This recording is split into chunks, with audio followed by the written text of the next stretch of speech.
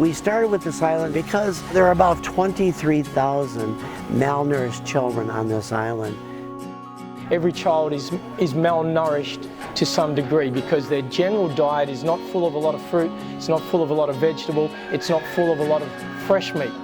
30% of the children here have a severe protein deficiency, which helps develop their heart, their vital organs, their brain, and of course, their physical structure of their body. There's also statistics and facts and figures, especially in the early years of life. If you don't get the right nutrition in the right quantities at the right times, there's simply certain things chemically in the brain that have been proven they don't develop and they will not develop later in life. The project that we're implementing now is the Comprehensive Supplementary Feeding Program. We started back in 2009 with about 50 feeding sites and gradually began to expand it. Now we are giving 164 feeding centers in the whole province of Marinduque.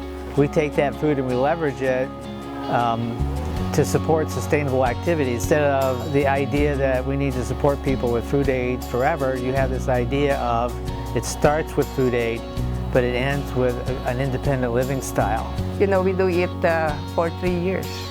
The stage 1 is the awakening stage, and then the second phase is the empowering stage, and then the phase out stage, the restructuring stage, the 3rd year. So until finally we leave the area and they become self-reliant communities. Our goal for this 3-year project is to have zero malnutrition. We hope that after 3 years of implementation, these children who are underweight will be eradicated. So the first phase now is increasing those feeding programs that create that reliable, sustainable base for the other things to happen. Poverty will be a vicious cycle for these children, for these families, if malnutrition will just be ignored, if this will not be addressed.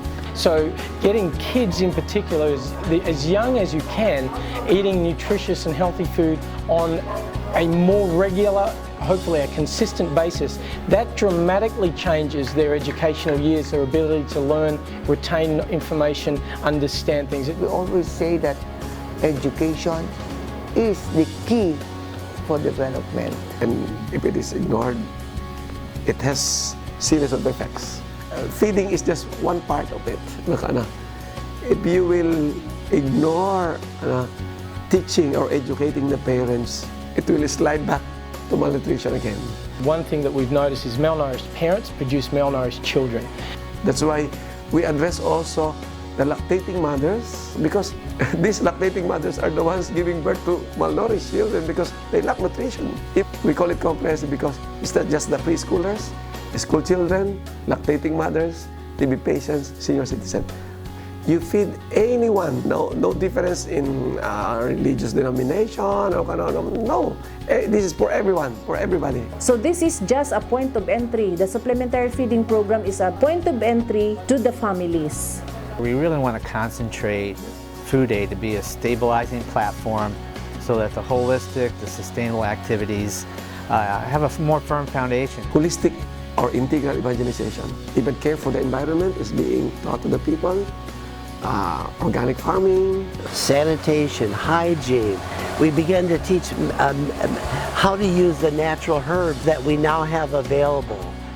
An NGO can't solve the problem by themselves. A church can't solve the problem by themselves. The government can't solve the problem by itself. It is going to require everybody working together. The right hand didn't know what the left hand was doing. You brought them together with this program. And therefore there is one concerted effort in order to eliminate the problem of malnutrition. When I found out that there are children who needs help and who should be fed with nutritious food, I responded to that reality. And it is from that compassion that I felt for them. Because just by seeing the pictures of these hungry children, your heart will melt. You will really be invited to help anyone. Without that compassion, we just feed hungry children and let's draw a plan and get the statistics. But without that deep concern and deep love, I don't think that it will be very, very successful.